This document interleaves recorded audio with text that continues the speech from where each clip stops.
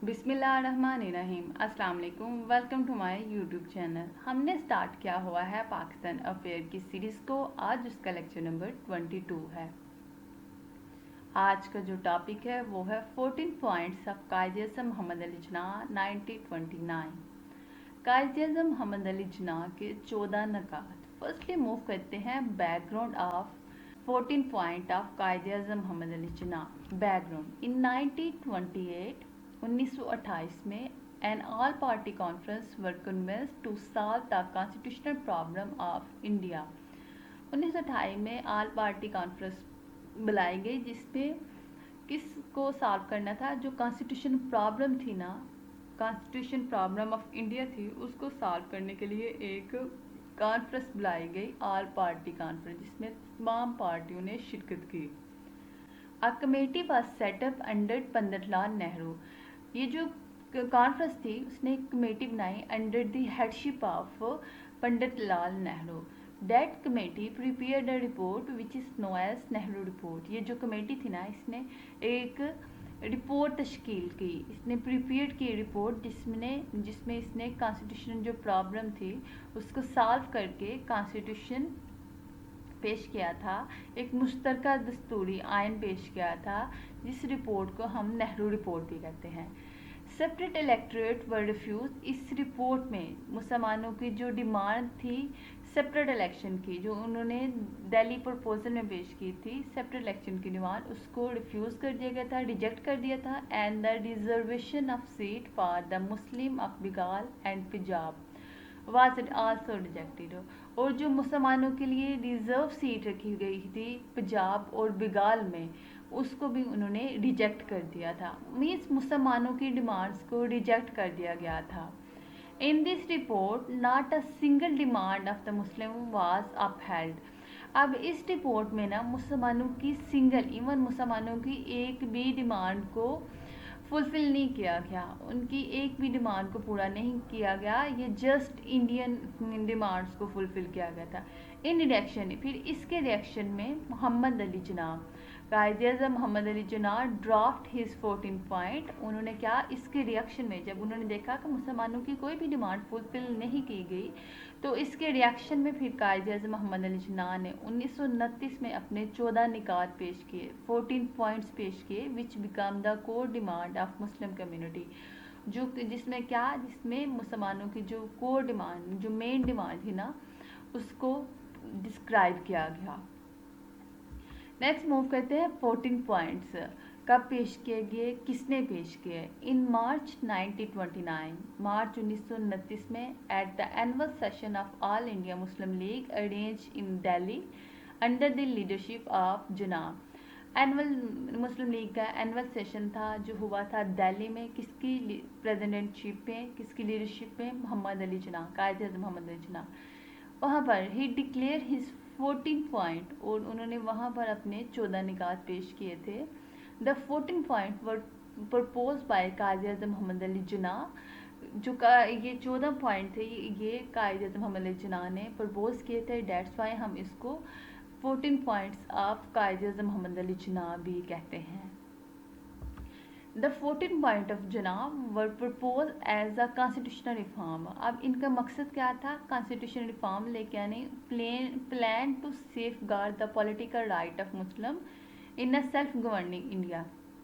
एक तो इसका मकसद था कि कॉन्स्टिट्यूशनल रिफॉर्म लेके आनी है, और दूसरा मुसलमानों के जो पॉलिटिकल राइट थे उनको प्रोटेक्ट करना था। These point become the demand of the Muslim। ये डिमांड थी, ये जो पॉइंट थे, ये डिमांड थी मुस्लिम की, and greatly influence the Muslim thinking for the next 2 decades until the establishment of Pakistan in 1947। ये मुसलमानों की बेसिक डिमांड थी, और इन डिमांड ने, ये जो पॉइंट्स थे, इस कदर इन्होंने इन्फ्लुएंस किया मुसलमानों पर कि वो इस्टेब्लिशमेंट ऑफ पाकिस्तान का बायस बना, जो कब हुई थी, 1947 में। अब देखते हैं ये पॉइंट्स क्या थे, कि कायद-ए-आज़म ने कौन कौन से पॉइंट डिस्क्राइब किए थे। सबसे पहला जो पॉइंट था वो था federal system. The form of future constitution shall be federal with the residuary power vested. In the province. अब क्या था कि जो फ्यूचर का कॉन्स्टिट्यूशन होगा ना वो क्या होगा, मुल्क का जो आइंदा आइन होगा वो फेडरल होगा, और जिसमें जो ज़्यादातर पावर है वो किसको दी जाएंगी, प्रोविंस को दी जाएंगी, सूबों को दे दी जाएंगी। इसको कंपेयर करें अगर नेहरू रिपोर्ट के साथ, तो उसने कहा जा जो ज़्यादातर रेजिडेटरी पावर है ना, डिसीजन मेकिंग पावर है, वो किसके इसने की थी, वो इसने बोला था वो किसके पास होंगी, सेंटर के पास होगी। तो कायदे ने कहा कि जो रेजिडेटरी पावर होगी वो किसको उस कायदे में दी, प्रोविंसेस को दी। Representation of minorities, all legislative in the country and other elected bodies shall be constituted on a definitive principle of adequate and effective representation of minorities in every province without reducing the majority in any province to the minority or even equality। अब मुल्क की तमाम तर जो legislative है ना, उसमें जो है ना अकलियतों को भी प्रॉपर रिप्रेजेंटेशन दी जाएगी, अफेक्टिव रिप्रेजेंटेशन दी जाएगी, और किसी भी जो मेजॉरिटी है ना उसको मिनॉरिटीज़ में कन्वर्ट नहीं किया जाएगा, उसको रिड्यूस नहीं किया जाएगा मिनॉरिटीज़ में। कायदे ने मिनॉरिटीज़ के बारे में, जैसे नेहरू रिपोर्ट में मिनॉरिटीज़ को कोई राइट नहीं दिया गया, लेकिन कायदे के जो 14 पॉइंट्स ने उसमें जो मिनॉरिटीज़ थे उनको भी प्रॉपरली राइट दिया गया, उनको भी अफेक्टिव रिप्रेजेंटेशन दी गई लेजिस्लेटिव काउंसिल्स में, कि वो उनकी प्रॉपर नुमाइंदगी रखी गई ताकि वो अपने प्रॉब्लम्स, अपने राइट्स को बता सकें। और इवन इसके साथ ये भी कहा गया कि किसी भी को भी आप मिनॉरिटीज़ में कन्वर्ट नहीं कर सकते विदाउट एनी रीज़न। नेक्स्ट जो पॉइंट था वो provincial autonomy. A uniform measure of autonomy shall be granted to all the provinces। तमाम सूबों को मसावी बुनियाद पर क्या ऑटोनॉमी हासिल होगी, वो अपनी डिसीजन मेकिंग खुद कर सकते हैं, कोई भी उनके डिसीजंस में इंटरफेयर नहीं करेगा। Separate electorate, representation of communal group shall continue to be by mean of separate electorate as at present provide it। क्या था कि जो सेपरेट इलेक्शन है ना, जुदा गना इंतखाब का जो तरीका है ना उसको बरकरार रखा जाएगा कम्युनल ग्रुप्स के लिए, लेकिन क्या होगा कि हर किसी को ये राइट होगा, it shall be open to any community, कि हर कम्युनल ग्रुप को यह राइट हासिल होगा एट एनी टाइम, किसी भी वक्त, to abandon its separate electorate, क्या वो तर्क कर दें, वो ख़त्म कर दें अपने separate election in favour of joint election, और वो जॉइंट जो इलेक्शन है उसको एक्सेप्ट कर सकते हैं। सेपरेट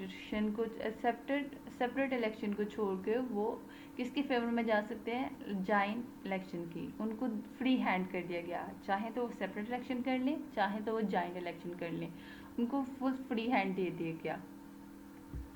नेक्स्ट क्या है, number of Muslim representation in the central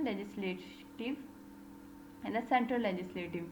Muslim representation shall not be less than 1/3। मुसलमानों की जो रिप्रेजेंटेशन है ना वो 1/3 से कम नहीं होगी, जैसे कि नेहरू रिपोर्ट में इसे 1/3 से कम करके 1/4 कर दिया गया था। सबसे पहले तो अंडरस्टैंड करें 1/3 क्या है। 1/3 मीन अगर तो लेजिस्लेटिव काउंसिल में के 30 लोग हैं तो उसमें से जो 10 लोग हैं ना वो मुसलमान होंगे और बाकी जो 20 हैं वो हिंदू होंगे।